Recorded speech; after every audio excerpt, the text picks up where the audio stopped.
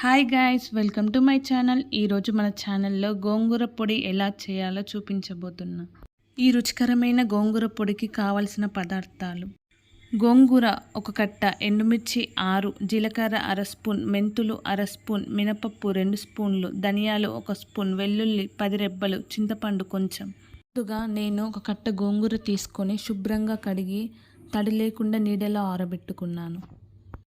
ఇప్పుడు స్టవ్ పైన ప్యాన్ పెట్టి ప్యాన్ వేడయ్యాక గోంగూర వేసుకొని ఆయిల్ లేకుండా డ్రై రోస్ట్ చేసుకోవాలి.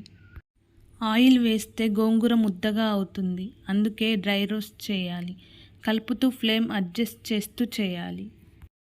గోంగూర మొత్తం ఒకేసారి వేయకూడదు, కొంచెం కొంచెం చేస్తూ పక్కన పెట్టుకోవాలి. ఆకులు నలిపితే ఇలా పొడి అవ్వాలి. ఇవి చల్లారాక ఒక మిక్సీ జార్లో వేసుకొని పౌడర్లా చేసుకోవాలి. ఈ పౌడర్ని ఒక ప్లేట్లో వేసుకొని పక్కన పెట్టుకోవాలి. ఇప్పుడు గోంగూర వేయించుకున్న ప్యాన్లోనే 2 స్పూన్ల ఆయిల్ వేసి, ఆయిల్ వేడయ్యాక 2 స్పూన్ల మినపప్పు వేసి కొంచెం వేగాక 1 స్పూన్ ధనియాలు కూడా వేసి కొంచెం వేయించాలి. ఈ ప్రాసెస్ మొత్తం లో ఫ్లేమ్లోనే కలుపుతూ చేయాలి, లేకపోతే మాడిపోతాయి. ఇవి వేగాక మెంతులు వేయాలి.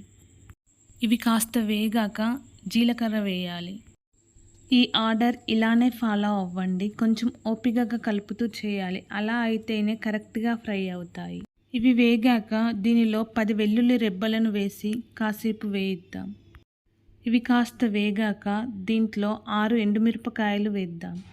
వీటిని 2 నుండి 3 నిమిషాలు వేయించాలి. ఎండుమిరపకాయలు వేగాక చివరిలో కొంచెం చింతపండు వేసి 2 నిమిషాలు వేయించాలి. ఇవి అన్నీ వేగాక స్టవ్ ఆఫ్ చేసి పక్కన పెట్టుకోవాలి.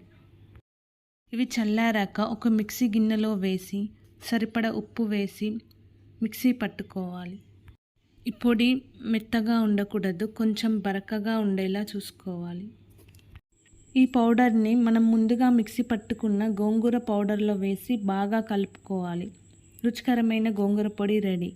మీరు కూడా ఇలా రెడీ చేసుకొని వేడివేడి అన్నంలోకైనా, ఇడ్లీలోకైనా, దోశకైనా నెయ్యి వేసుకొని తింటే చాలా బాగుంటుంది. గోంగూర తినడం వల్ల రోగనిరోధక శక్తి పెరుగుతుంది మరియు పీచు పదార్థం ఎక్కువ ఉంటుంది కాబట్టి డైజెస్టివ్ సమస్యలు తగ్గుతాయి.